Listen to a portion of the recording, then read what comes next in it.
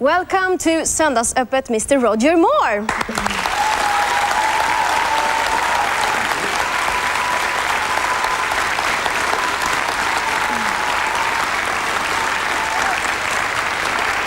They seem to like you. Thank you. They think I'm someone else. I don't think so. Tell me, do you have a motorbike? Not anymore. I learned to ride a motorbike in the army. And I stopped riding a motorbike in the army.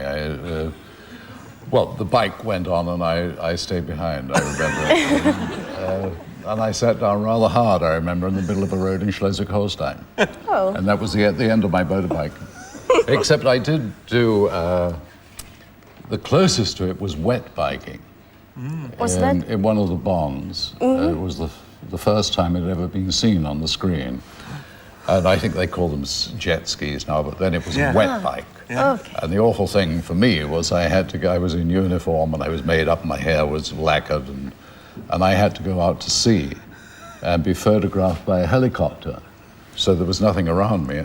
But if I came off that bike, it meant I had to go all the way back to port, get a new uniform, get a new makeup, and get my hair dried. And so I did not want to come off this damn thing. And the helicopter came. I had no communication with the helicopter. I knew they were coming along and photographing. And as they came, the downdraft from the blades started pushing the bottom of the bike away so that I was going into the water. And fortunately, I managed to control it. But water, yes. brings us into this one, yes, because you are in Sweden because you're involved in a campaign called En droppe vatten. En droppe vatten, yeah. Yes. Could you please tell us about it? Well, Sweden has always been very generous with its aid to children and through the offices of UNICEF to children. And they have for a number of years been supporting water campaigns because one of the biggest problems in the world is lack of safe drinking water. I think 1.1 billion people, which is a fourth of the people on the surface of the earth, do not have access to safe drinking water. And almost another billion more do not have access to water for sanitation. So you have 2 billion people in the world who do not have sanitation. So it is a very serious problem in Namibia, because it's always easier when you're in one country or in one city to raise funds for a particular thing where people can see the result. And so it's worked very well in Sweden, where the idea of En droppe vatten came from. And it has been adopted in various other countries now. The idea of this, which is bought by children and sold for 20 krona, which involves children, not in commerce.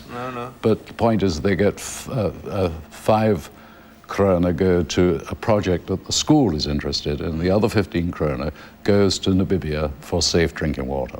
What can our viewers do to support this campaign? Buy these little drops of water. Yeah. Yes. How come that you got involved in this campaign? Well, because I'm a spokesperson for UNICEF, and I've been doing that now for, what year are we? I'm not that old. 98. Yes, for 8 years now I've been involved with UNICEF, sort of racing around the world, making a general nuisance of myself. Some of the time I'm in the field, actually seeing where the money we're raising, where it's being spent, which is important because I come back with an insight into what really is going on in the world. And although I feel I'm rather useless in the field, because, what am I, an actor sort of running around in the middle of the jungle or in the middle of the desert. But the point is that I can advocate for children while I'm there. A few people recognize me wherever I go.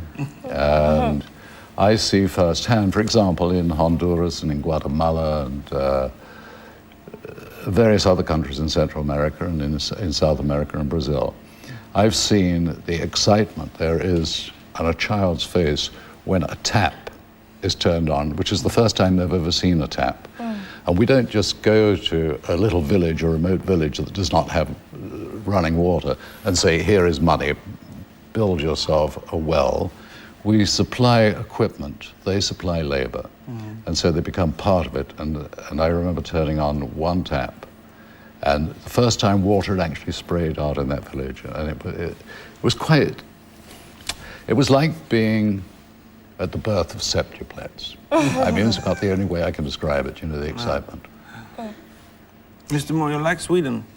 I love Sweden. Yeah. Sweden is a beautiful country. Yeah. Beautiful people. Yeah. Yes. Yes. What do you think is the best with our country? What is the best of the country? Well, you have a lot of water.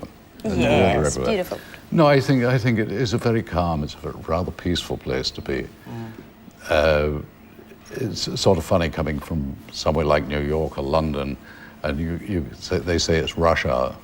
And rush hour doesn't mean an awful lot of traffic. You know, it may take 5 minutes on a 30-minute journey longer, but it's very calm. And I love Swedish food. Yeah, me too. In fact, you too. No, in fact, one of my best friends is the only doctor of cooking in the world, which is Dr. Tore Redman. Yes. Yes. Who started, how did I say it wrong? No, you said right. Tore Yeah, Redman. you said right. And of course, he started the Opera Källaren. And in fact, I was with him on Saturday night in the south of France. It's terrible when I come on and I'm talking about, you know, children being deprived of water, and I talk about the good things in life like food. I'm privileged. Yeah. But I think the important thing is we can all enjoy our food, but think somewhere in the not too far distance, there's somebody who doesn't have food. And we can help. Yes. Thanks for coming, Mr. Moore. Thank you. Thank you. Thank you. How kind of you. Thank you.